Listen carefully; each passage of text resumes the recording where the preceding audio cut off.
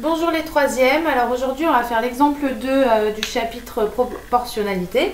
Donc on va changer les mètres par seconde en kilomètres par heure, les kilomètres par heure en mètres par seconde. Et on va faire aussi avec les débits parce que ça vous avez déjà dû avoir l'année dernière. Par contre les débits vous n'avez pas vu mais ça marche à peu près pareil. Donc je commence avec 60 mètres par seconde, ça veut dire que j'ai 60 mètres pour une seconde. Ok ? Donc du coup moi je le veux en heures, donc je veux pas une seconde, en dessous je veux en heures. Je vous rappelle qu'une heure c'est 3600 secondes. Donc du coup je multiplie tout par 3600, en haut et en bas, numérateur et dénominateur. Hop, comme ça. Donc ça va faire une seconde fois 3600 sur 60 mètres fois 3600. Une fois que vous avez fait ça, vous y êtes presque. Vous n'avez qu'à, j'espère que vous voyez, vous n'avez qu'à, donc en bas vous avez bien 3600 secondes qui fera une heure. Et en haut vous n'avez qu'à multiplier, donc ça fait 60 mètres fois 3600, ça va faire 216 000 mètres. Donc en bas j'ai une heure. Et en haut je transforme mes mètres en kilomètres, donc mètres, décamètres, hectomètres, kilomètres, ça fait 216 kilomètres. Et donc je trouve 216 km par heure.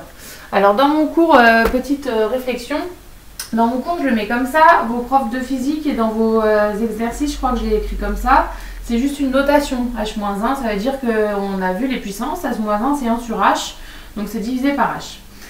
Pour les kilomètres par heure, c'est plus facile que pour les mètres par seconde, c'est plus facile de changer une grande unité en petite qu'une petite unité en grande.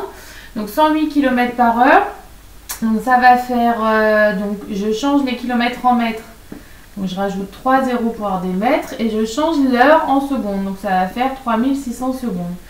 Une fois que vous avez fait ça, vous avez juste à faire 108 000 divisé par 3600. Et donc ça fait 30. Donc ça fait 30 mètres par seconde. Voilà, donc ça c'est pour les vitesses. Vous avez la même chose avec les débits. Donc 10 litres par seconde, donc ça marche à peu près pareil. Donc j'ai 10 litres pour une seconde. Je vais faire comme avec les vitesses. Donc je vais multiplier par 3600 en haut. Et je vais multiplier par 3600 en bas. Donc en haut je vais avoir 10 litres fois 3600. Et en bas je vais avoir une seconde fois 3600. Donc je vais avoir en haut 36 millilitres et en bas 3600 secondes. Vous voulez c'est un seconde, hein, c'est pas un 5. Vous voulez l'avoir en mètres cubes par heure, donc du coup les secondes c'est bon, ça fait une heure. Pour les litres, je vous rappelle le petit tableau, donc je vous mets là, décimètres cubes, hop, vous avez 3, hop. Ok, et vos litres c'est 1 décimètre cube. Donc si j'ai 36 millilitres, bah, ça va me faire 36 mètres cubes. Donc ça va faire 36 mètres cubes pour une heure. Et donc j'ai 36 mètres cubes par heure. Et pour le mètre cube par heure, pour aller en litres par seconde, bah, ça va ressembler au kilomètre par heure. Donc je vais mettre 72 mètres cubes sur une heure. Une heure c'est 3600 secondes. 72 mètres cubes, vous le mettez là, ça va vous faire 72 000 litres.